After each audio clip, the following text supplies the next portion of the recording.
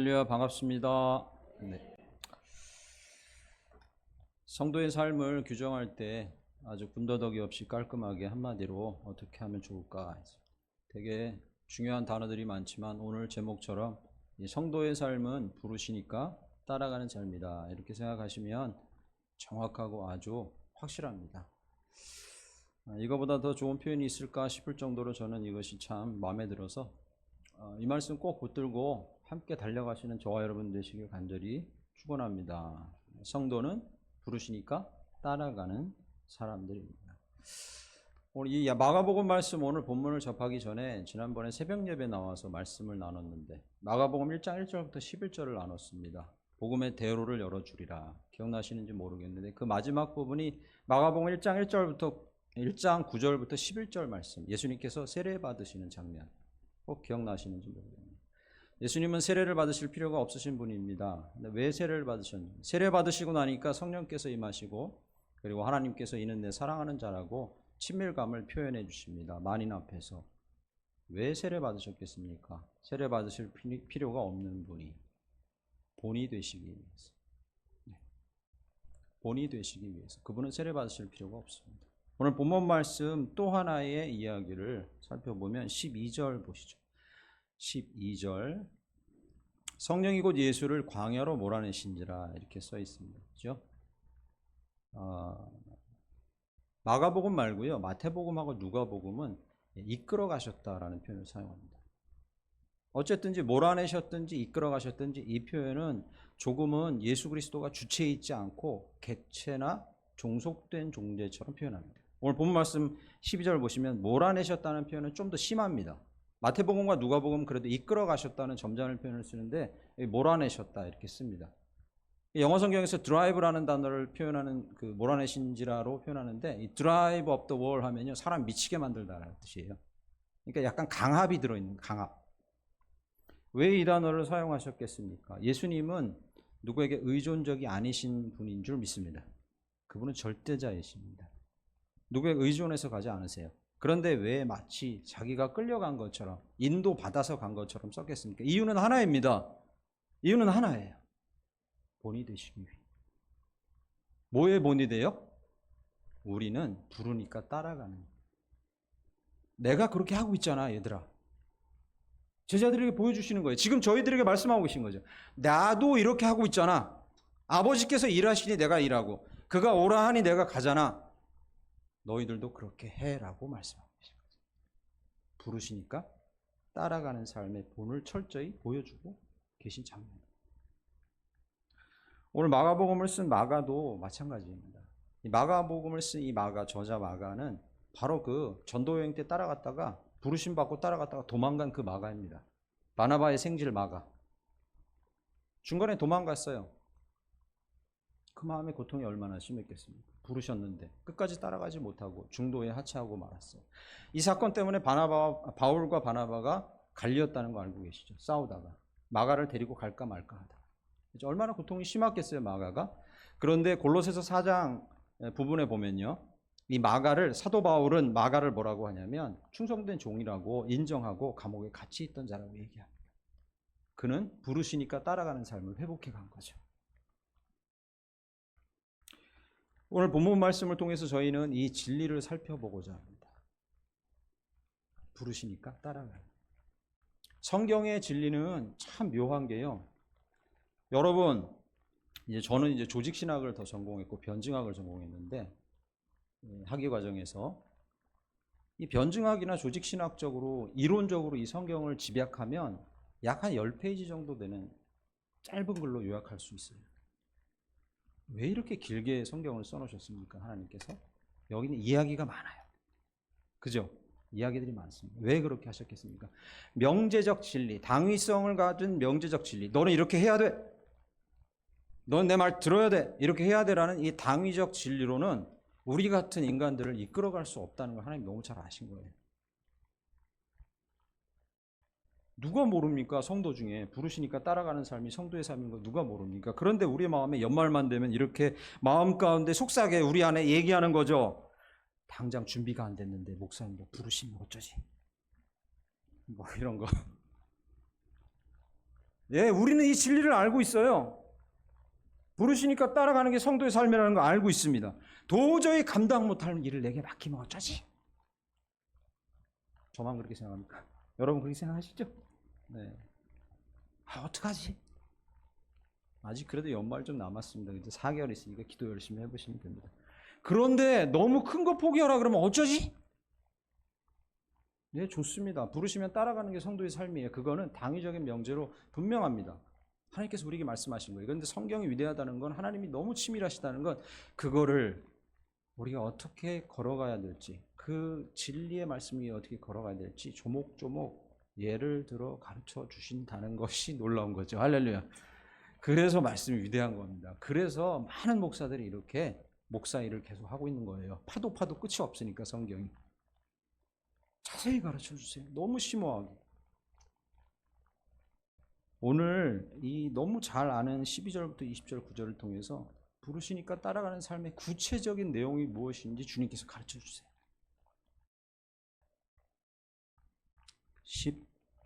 한번 찾아볼까요? 이제 18절 말씀 가보시죠.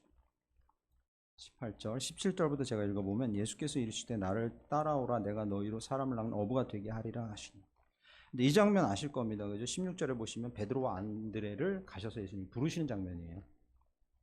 따르라 하니까 18절에 어떻게 나오죠? 곧 그물을 버려두고 따르니라 이렇게 나옵니다. 곧이요, 즉시 이 말입니다. 그냥 즉시. 부르니까 바로 즉시 따라온 거죠.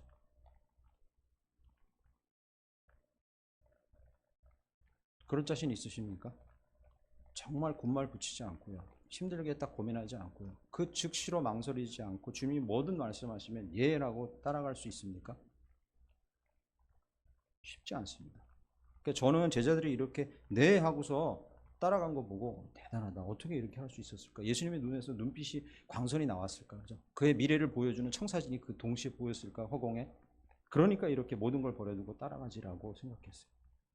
여러분 본문 말씀을 조금 더 자세히 읽어보고 그리고 이 배경을 조금 더 살펴보면 조금 더 잘 이해할 수 있습니다. 오늘 본문 말씀 16절에 나오는 안드레 있잖아요. 이 안드레는 모든 신학자들이 다 통일돼서 이야기하는 건데 예수님이 오시기 전에 세례 요한의 제자였을 가능성이 아주 높아요. 예. 그리고요 16절에 안드레 옆에 누가 있죠? 시몬, 베드로 있죠? 베드로도 세례 요한의 제자였을 가능성이 아주 높습니다. 아주 농후합니다. 그들은 예수님이 말씀하시는 회개하고 하나님 나라가 가까웠다는 사실을 처음 들었을까요? 그렇지 않습니다. 그들은 이미 그런 사실을 듣고 알고 깊이 들어가고 있었어요. 뒤에 나오는 야고보와 요한도 부르시는데 이 야고보와 요한은 어떻겠습니까? 그들도 마찬가지였다고 저는 판단합니다. 신학자들은 이들이 세례 요한의 제자였다고까지는 판단 안 해요. 이 둘은. 그러나 적어도 이렇게는 확실하게 판단합니다. 어떻게 판단하냐면 당시 저희 일정시대처럼 로마에 짓밟힌 조국을 놓고 참된 권위자를 찾고 있던 답답함을 갖고 있던 사람들. 그런데 서기관들과 바리새인들이 그들에게 와서 그들을 억압하고 강압하고 그들에게 잘못된 율법주의를 집어넣는 것 때문에 답답해서 허무감에 빠져있던 사람들이에요. 이 말은 뭐냐면 자기들에게 참된 권위가 자기들을 콜링하면 부르면 언제든지 따라갈 준비가 되어 있던 자들이라는 거죠. 이 사실을 저희는 간과하면 안 돼요. 그냥 아무 생각 없이 있다가 부르니까 덜렁 따라온 게 아닙니다. 그들은 준비되고 있었어요. 하나님은 예수님은 그들을 준비하고 계셨어요. 어떻게? 부르심에 따를 준비를 하고 있었어요. 이 사실을 잊으시면 안 됩니다. 간과하시면 안 돼요. 12절 말씀 가보실까요? 12절로 올라갑니다. 성령이 곧 예수를 광야로 몰아내신지라 라고 써 있어요. 성령이 곧 합니다. 거기도 시간 표현하는 단어 나오죠. 곧, 즉시예요. 이것도 성령이 즉시 예수를 광야로 몰아내셨답니다. 즉시. 뭐 한 다음에 즉시입니까? 즉시라 그랬으니까 무슨 사건이 있은 다음에 즉시잖아요. 시간 간격을 표현하는 단어죠. 곧이. 무슨 사건 다음입니까? 그 바로 위에 구절. 세례 받으시고 성령 충만하시고 하나님과 친밀함이 극도에 다다랐던 그 시점에 바로 광야로 부르신 거예요. 준비하고 계셨어요. 그는 금식하시고 엄청난 시험을 받으시기 위해서 가시기 위해 준비되고 있었어요. 어떻게? 성령 충만하고 하나님과 친밀감 있게 준비되고 있었어요. 물론 준비 안 되고 바로 가셔도 예수님 이기시죠. 그러나 이것 또한 뭐예요? 본이 되시는 거예요. 너희도 준비되고 있다. 갑작스러운 부름은 없다.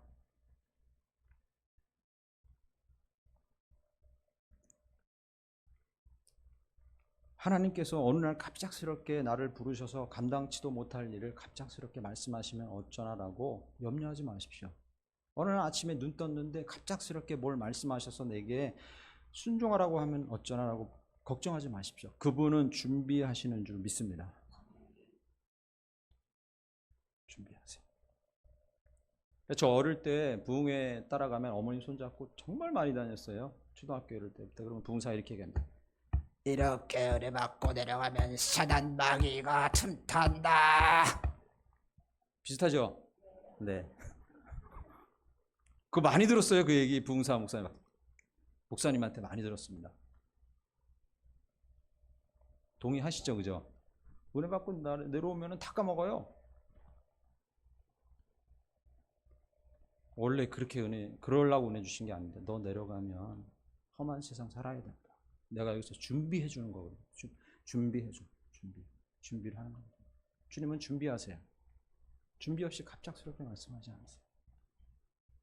우리가 그 사실을 믿어야 주님 언제든지 부르세요. 그러면 내가 갈 수 있습니다라고 고백하고 그렇게 살아갈 수 있어요. 그분은 갑작스럽게 부르는 게 아니에요. 준비하고 계신 거죠. 15절로요.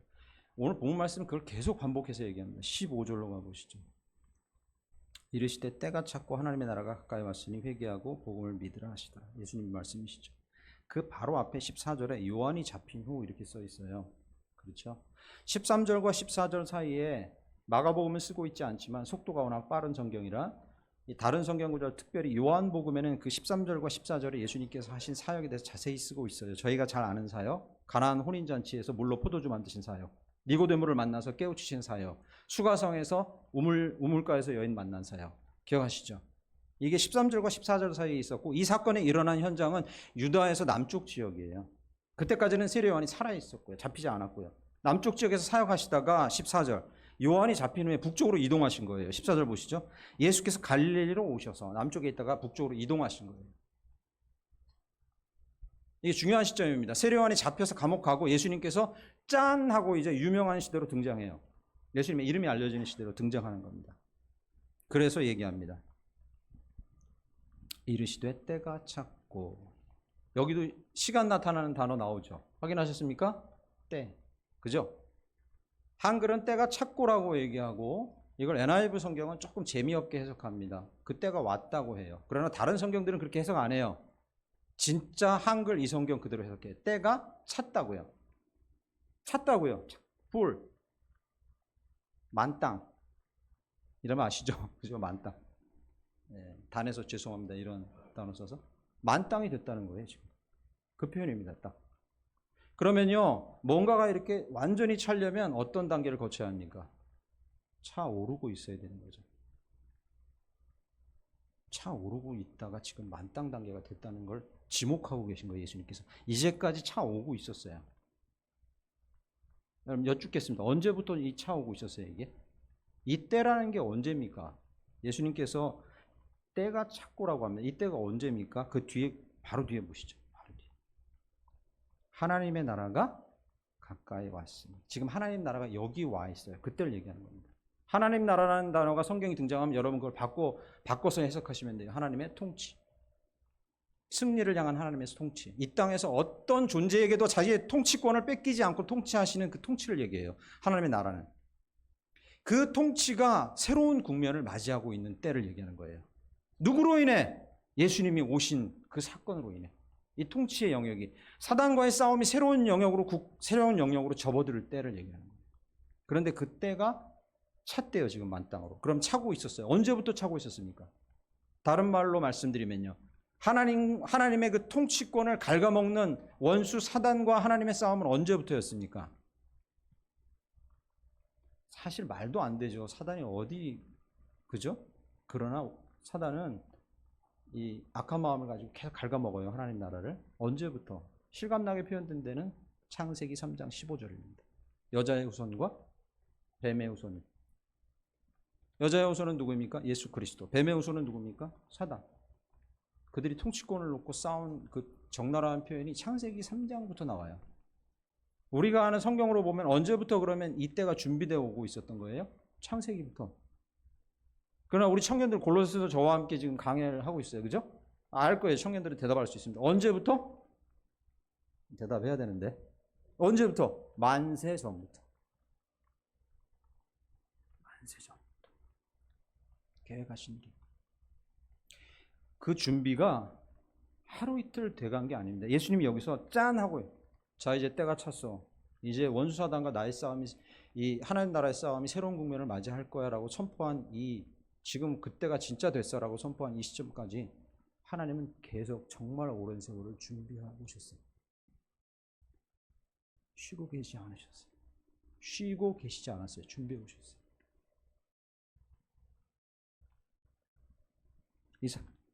이 놀랍고 위대한 사실을 믿으시길 간절히 축원합니다. 전혀 예상 밖의 순간에 저한테 오셔서, 나한테 오셔서 뭔가 준비되지 않은 나에게 뭘 말씀하시면 어쩌나 그런 걱정하지 마세요. 나 자신, 가정, 교회, 이 나라, 열방의 가장 결정적인 때를 하나님께서는 아시고 그 사건, 그 부르심 앞에 하나님은 지금도 준비하고 계시고 준비하시고 계신 줄 믿습니다. 그걸 믿어야 우리는 주님이 부르시면 언제든지 따라갈 수 있어요.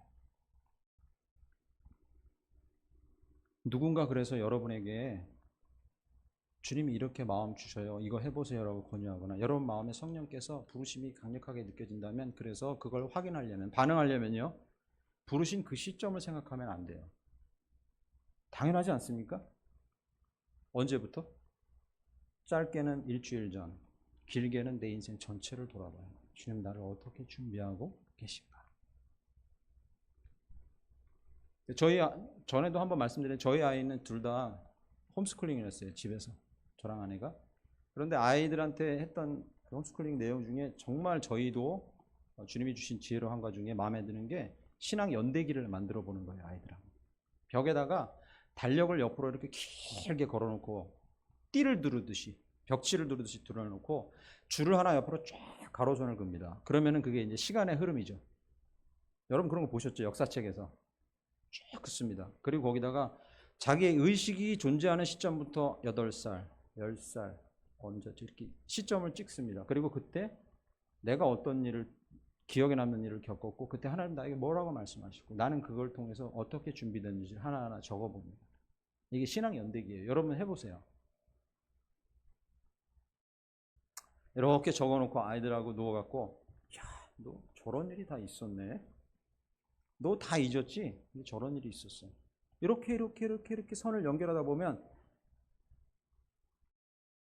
확실히 말씀드립니다. 그렇게 하다 보면요. 하나님이 얼마나 세밀하고 오차 없이 여러분과 저를 준비하고 계신지 지금의 부름이 지금 나를 어디로 불렀든지 그 부름이 우연이 아니라는 것을 하나님께서 준비해 오신 결과라는 것을 누구라도 깨달을 거라고 저는 확신합니다. 할렐루야. 준비하셔요. 그거. 준비 없이 일하지 않으십니다. 이 은혜 가운데 그 부르심에 언제든 응답하시는 저와 여러분들이 간절히 축원합니다. 두 번째는요. 너무 어려운 일 말씀하시면 어쩌나 걱정하셔요. 12절 보시면 성령이 곧 예수를 광야로 몰아내셨다 이렇게 쓰고 있어요. 마가복음은 속도 빠르다 했죠. 마가복음은 예수님께서 40일간 금식 받았다. 금식 시험의 내용이 뭐다 이런 거 적지 않아요. 성령께서 다른 목적을 갖고 적게 하셨거든요. 보시죠 이제. 어쨌든 예수님께서는 극심한 고통 가운데 시험 가운데 부르심 받아요. 그런데요. 금식을 하고 그리고 배고픔 가운데에서 시험을 당하는 이 모든 일들보다 더 괴로운 일이 예수님에게 있었어요. 여기 본문에서는 그냥 보면 잘 드러나지 않는데 13절로 가보시면 광야에서 40일을 계시면서 사단에게 시험을 받으시며 그 다음에요 들짐승과 함께 계시니 이렇게 쓰고 있습니다. 그죠? 네. 사막에 갔는데 짐승밖에 없겠지 뭘 그걸 갖고 그렇지 않습니다. 성경은 필요 없는 단어를 사용하지 않아요. 성령이 영감하신 거거든요. 들짐승과 함께 있었다는 건 사람이 아무도 없었다는 거예요. 지극히 고독한 현장이라는 거예요. 그걸 강조하고 있는 겁니다. 그는 모든 관계를 끊고 지극히 고독한 현장 가운데 서 있었습니다. 이게 더 괴롭다는 거 여러분 아시죠? 여러분 아실 겁니다. 시편의 그 많은 구절들이 다윗이 그렇게 이 피눈물 맺힌 그 울면서 쓴 그 시편들에서 다윗이 토로하는 심정 중에 가장 마음이 아픈 게, 읽으면서 마음이 아픈 게, 여러분 뭔지 어떤 건지 모르겠지만요, 저는요 이겁니다. 내게 가장 가까운 사람이 나를 배신했으면 하나님이랑 그거는 괜찮겠어요. 먼 사람이 배신했으면 괜찮겠어요. 가장 가까운 사람이 지금 날 배신했어요 라는 구절이 나와요. 다윗이 고백합니다. 그야말로 아무도 나를 도울 사람이 없는 그 상황이 정말 괴로운 거죠. 그거 강조하고 있는 거예요. 금식, 시험당함, 그런데 도울 사람이 아무도. 사실 이런 상황에 처하면 사람이 살고 싶은 마음이 별로 없습니다. 어려운데 주변에 돕는 자도 아무도 없어요. 주님은 저희를 이런 자리까지도 부르실까요? 주님 여기 부르신 거예요. 불려서 가신 거죠. 하나님 부르실까요? 이스라엘 백성을 그런 자리로 부르셨어요. 광야로 내모셔서 40년이나 거기 두셨어요.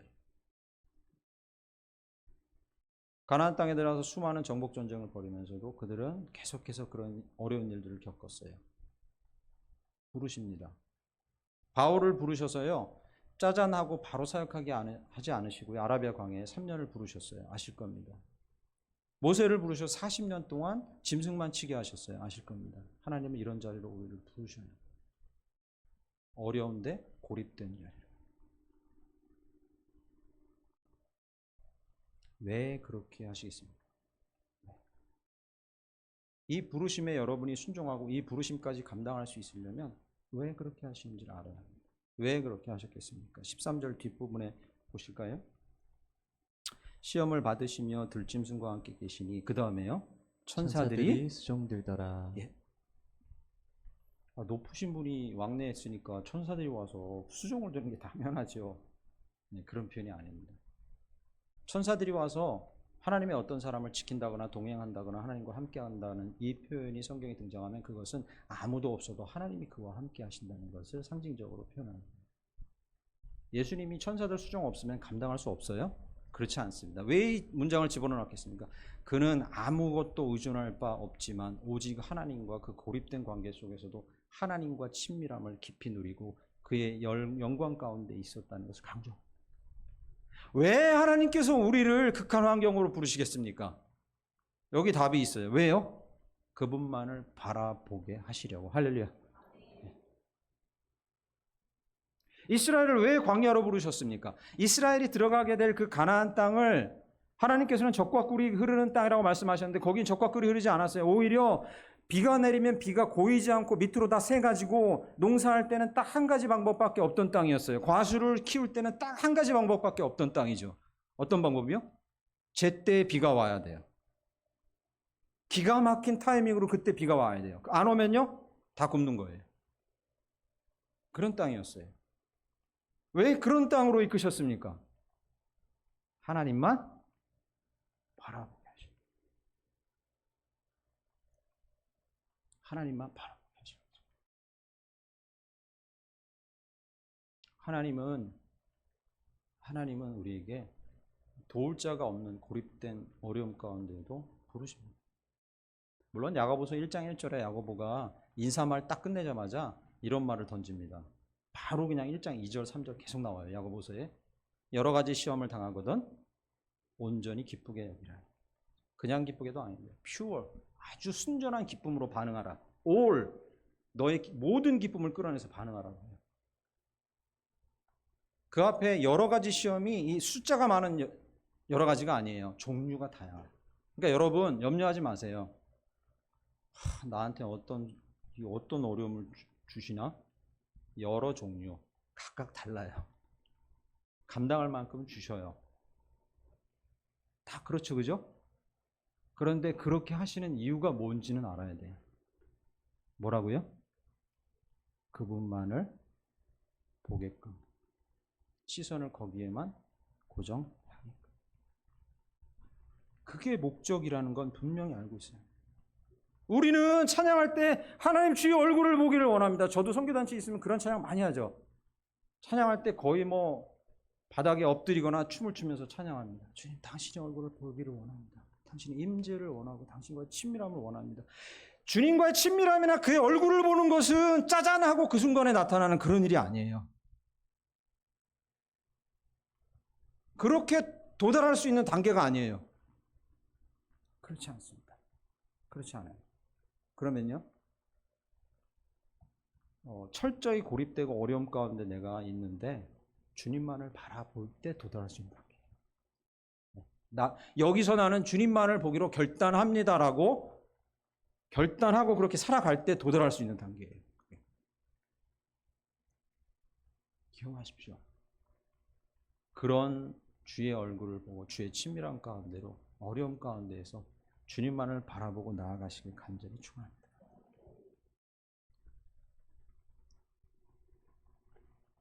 저는 이름이 영어 이름을 하나 지어놨어요. 외국에 있을 때 영어 이름으로 얘기하라고 걔네들 현지인들하고 그러니까 제이콥이라고 지었습니다. 야곱. 예전에 어릴 땐 저 다윗 되게 좋아했어요. 멋지잖아요, 그죠? 살다 보니까 야곱이 저랑 제일 똑같아요. 그래서 자연스럽게 그냥 야곱이라고 지은 겁니다. 야, 이 사람은 어떻게 마지막 순간까지도 야곱 보다 보면 그런 얘기 생각 드시죠, 그죠? 어떻게 이렇게 마지막 순간까지도 이럴까 사람이. 그런데 그 모든 환경과 그의 인생 여정을 통해서 딱 하나는 우리가 발견할 수 있어요. 그를 향하신 하나님의 사랑에 계속해서 그의 시선을 끌으려고 나만 좀 바라보라고 하는 하나님의 사랑을 계속 보게 되는 거예요. 그런 못난 놈인데도 계속 나만 보라고 하나님이 그에게 시련을 주시는 것을, 시선을 돌리려고 하시는 걸 보게 되는 거예요. 놀랍죠?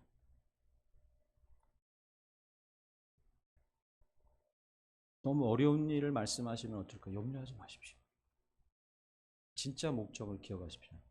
그때 하나님만을 바라본다면 하나님께서 차원이 다른 친밀함으로 여러분과 저를 이끄실 줄 믿습니다.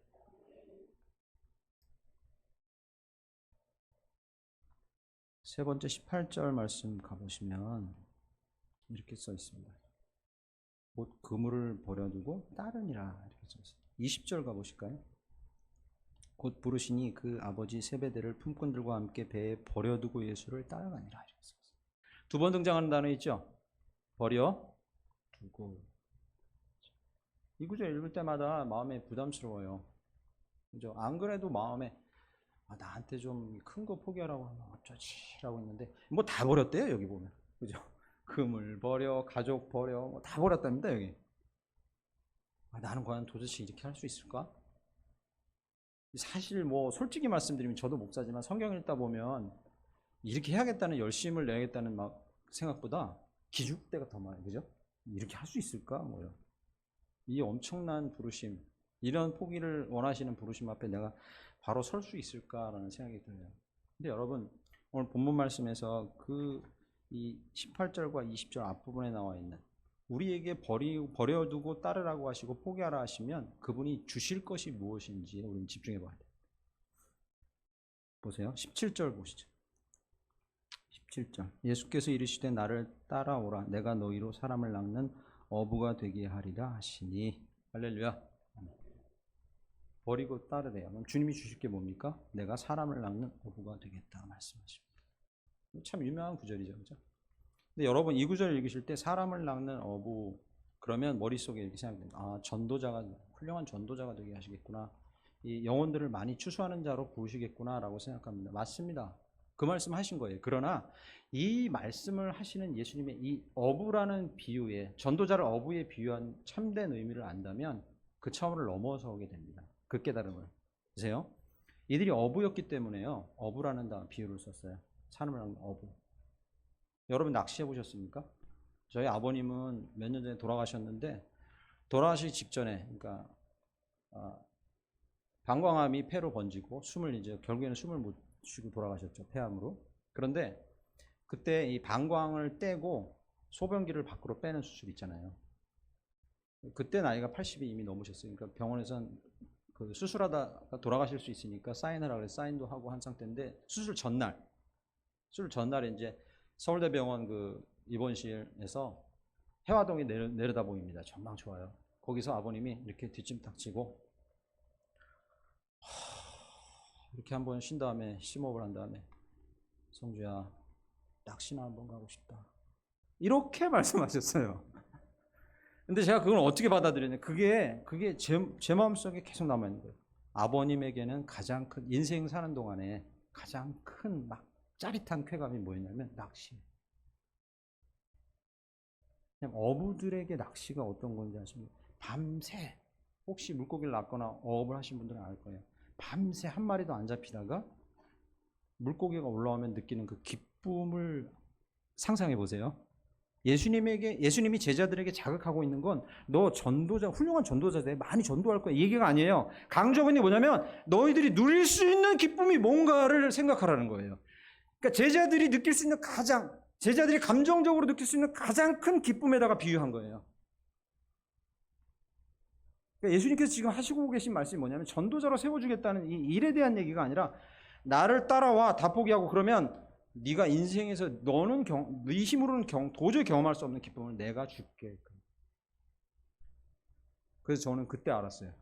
아, 아버지의 인생 최대 기쁨은 낚시였구나. 저한테 여러분에게 이런 비유 안 쓰세요. 이런 표현 안 쓰세요. 여러분 낚시에 대해서 잘 기쁨을 느끼질 못하는데 이런 표현 써봐야 전혀 느낌이 없다는 걸 예수님 아세요. 그런 표현 안 쓰세요. 사람 누구나 어부가 될게 느낌이 없어요. 기쁨이 뭔지 모르니까. 여러분과 저에겐 다르게 다가올 거예요. 네가 어떤 기쁨을 추구하든지 그거보다는 더 기쁜 걸 내가 줄게 너한테. 포기해야 하면 어쩌나 부르실 때 내가 많은 걸 포기하면 어쩌나라고 혹시 염려되신다면 여러분 기억하세요. 여러분과 제가 포기하고 내려놓고 그 부르심에 순종하면 여러분이 인생에서 여러분 힘과 여러분 환경이나 지식이나 능력이나 노력으로는 절대 경험할 수 없는, 비교할 수 없는 기쁨을 반드시 주실 거라고 믿습니다. 제가 이제 존경하는 목사님 이제 부르셔서 청년부 사역하러 어디 가요? 라고 이제 제가 이메일로 기도 편지를 2개월에 한 번씩 교환하는 성도와 청년들이 있어요. 약 한 50명 정도 돼요. 이게 한 10몇 년 됐어요. 15년째 이렇게 하고 있어요. 그러니까 여기서도 교회 와서 저는 바람이 우리 조상원 목사님하고 그런 관계지만 여러분 청년들과 여러분 성도들과 이런 믿음의 관계를 맺기를 원합니다. 믿음의 관계. 어디에 있든지 끈끈한 동의 관계로 서로를 위해서 기도해 주는 중요하죠. 그런데 이제 그렇게 기도 편지를 보냈어요. 사역을 시작하는 기도해 주세요. 그런데 청년들이 반응이 빠른 몇몇 청년들이 자기가 저랑 사역하고 할 때 했던 한 20년 전에 저한테 막 제 생일날 하고 기도 편지 써줬던 사진들을 막 찍어서 이렇게 보내요. 근데 이제 그 중에 하나를 제가 펴보고 막 눈물이 너무 많이 났어요. 네. 목사님은 저의 청년 시절에 저를 다시 살아날 수 있게 하신 분입니다. 뭐 얼마나 사람들 막 그런 좋은 얘기들 있잖아요. 막 이런 거. 그런데 그 순간에 그런 걸 펴보면서 이렇게 제가 그걸 보면서 이 말씀이 정말 맞구나를 또 확인하게 되는 거죠. 이게 가장 큰 기쁨이구나. 할렐루야. 나로 인해서 누군가가 사람이 변화되고 성숙되고 주의 사람 되는 게 정말 인생에서는 가장 큰 기쁨이구나. 여러분 그렇게 믿으십니까? 여러분이 포기하라고 말씀을 혹시 하시거나 포기하게 될 어떤 것보다 이 기쁨이 더 커요. 어떤 것보다. 말씀 맺겠습니다. 부르시고 따라가는 삶을 강하게 권면하시는 두 가지가 있어요. 예수님께서. 주님 성경에서 계속 권면하십니다. 두 가지입니다. 기억하십시오. 그것만 간단히 말하고 끝내겠습니다. 그분은 풍성하게 주시려는 분입니다. 믿으십니까? 네, 풍성하게. 요한복음 10장 10절 말씀처럼 생명을 주고 그것을 더 풍성하게 주시려는 분이에요. 그걸 맛본 사람은 가라고 해도 부르심에서 빗나가지 않습니다. 그게 얼마나 풍성한지 아니까요. 제가 과테말라에 선교행 갔더니 과테말라 산악지대에는요 3,000m 인디오 원주민들이 사는 데는 돼지들이 사슴같이 생겼어요. 그래서 제가 선교사님 따라갔다가 선교사님 사슴이 보여요. 그러니까 돼지입니다. 그래. 사슴이 이렇게 말라갖고 먹을 게 없어서 막 먹이를 안 줘요. 사실. 근데 그 돼지들이 막 뛰어다니다가 주인이요 문 열고요 살인문을 열고 휘파람을 불거나 이름을 불러요. 얘들아 그러면 줄 맞춰서 착착착착 자기 밑으로 들어갑니다. 놀라운 광경이에요. 착착착 이렇게 자기를 살려줄 걸 아니까 다른 데로 가라 그래도 벗어나지 않습니다. 그분의 부르심에는 우리를 풍성케 하시는 게 있습니다. 기억하십시오. 그리고 또 한 가지 부르심을 따라가야 되는 이유는요.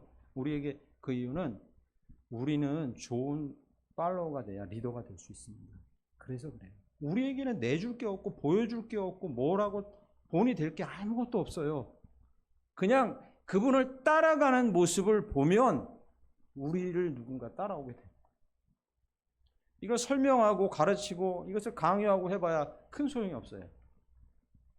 따라가는 자가 돼야 누구를 이끌 수 있는 거죠. 그게 자녀든 동생이든 교회에서 우리 모임하는 순원들이든 누구든지 이끌 수 있게 되는 거죠.